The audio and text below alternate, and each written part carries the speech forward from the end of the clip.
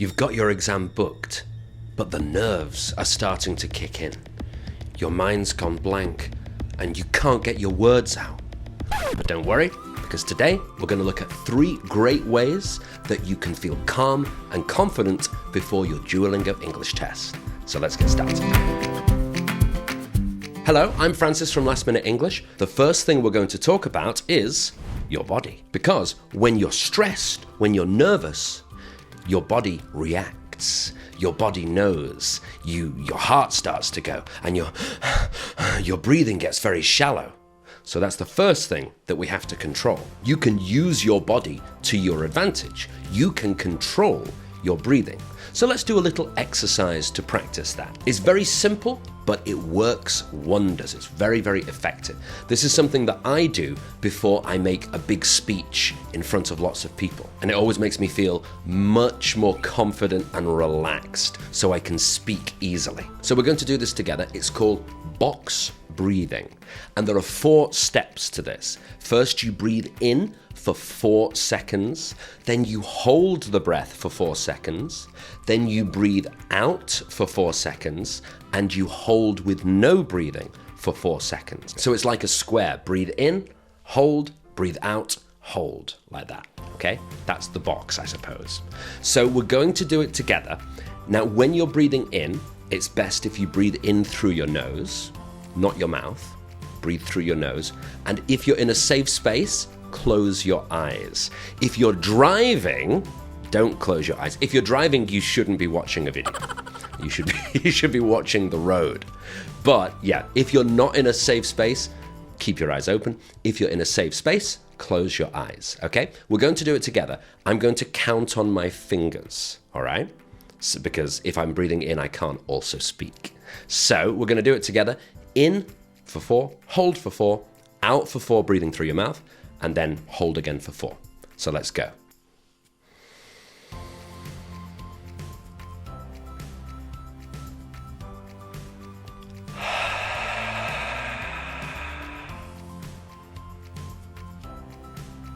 Okay, that was 1 box.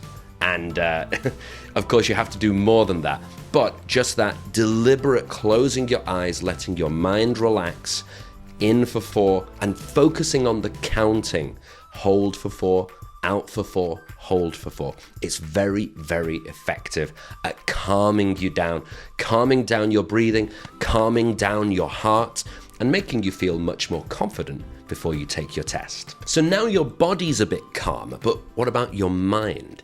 Probably before the exam, you're having a million different thoughts, and they're all going like this, like, what if I can't speak in the test?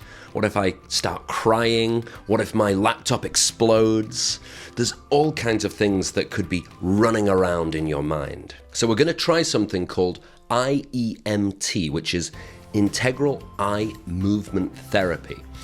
That's quite a complicated thing, and there's like professionals who can do this in more detail. We're going to do a very, very simple version of this that can help to calm your mind down. So the first step to IEMT is to identify the issue. That means to notice which of your thoughts are making you feel very nervous. What exactly are you worried about?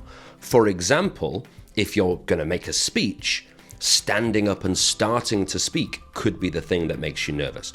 Or if it's an exam, it could be getting to the exam and forgetting everything you've learned. And when you've identified the issue, think about that issue and then notice the feeling, notice your body, notice where you feel that tension, that nervousness. For example, often for me, I notice I feel it in my shoulders. If I'm nervous or scared, I go like that. Maybe not all the way, but I do it a little bit. So you notice where you feel that emotion, you feel the feeling. Now, while you're keeping that emotion, for example, nervous about the exam, keep it in mind. You're going to use your eyes and go like that, okay? Look from side to side. Now, this could be better if you use something like a pencil, just like you're trying to hypnotize yourself like a magician, okay? But you just follow the pencil and you keep the thought in your mind. You keep the feeling in your mind that makes you very nervous. And after a while, you can stop and you can check, for example, if you feel the tension in your shoulders, check again in your shoulders, how does it feel? And you might notice that you don't feel quite as nervous. You've relaxed a little bit. And you can keep doing this. You can do it, let's say, for 30 seconds at first, or it could be for a minute, whatever it is that feels comfortable to you. Stop, check in with yourself, see how you feel, and then try it again.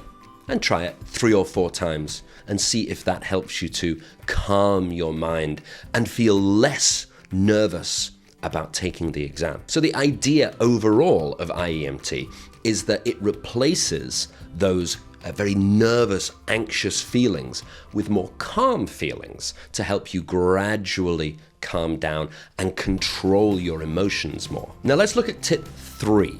So tip 3 is called the dress rehearsal exam. What is a dress rehearsal? A dress rehearsal is when you're going to act in a play, and before the first day, before people start to come and watch the play, the actors do the full play, wearing all of the clothes, doing everything totally seriously, but with no audience. So they go through the whole performance as though it were real, but it isn't real. And then the idea is, when they get to their real performance and people come to watch, they already have the experience of doing a full practice, so they feel less nervous, they've got more muscle memory, so they can do it in a more relaxed way and a better way. That's actors, but we can use that for exams as well, and particularly for the Duolingo English Test, because when you're buying the Duolingo English Test, they have a special rate if you buy 2, a special price. So my big suggestion to you is take the real test, the actual real thing, first time, but think about it as a practice. Do your best, take it very seriously, but remember it's just a practice. Then your second test is the real one. And because you've already done it once, when you come to do it a second time, you'll feel more relaxed, it will be more familiar, and you'll give your best performance and get a better score. And there are loads of different advantages to this. So you'll get used to the different question types, you'll get used to the time pressure, you'll get used to talking to the computer as though it was something real, you'll get used to typing. There'll be so many benefits, and what it means is you'll feel more confident when you take the real test, and of course, your score will be higher. So those are our 3 tips for controlling your nerves, feeling calm and confident, and getting the best possible DET score. Now, if you found this video useful, please make sure to like and subscribe.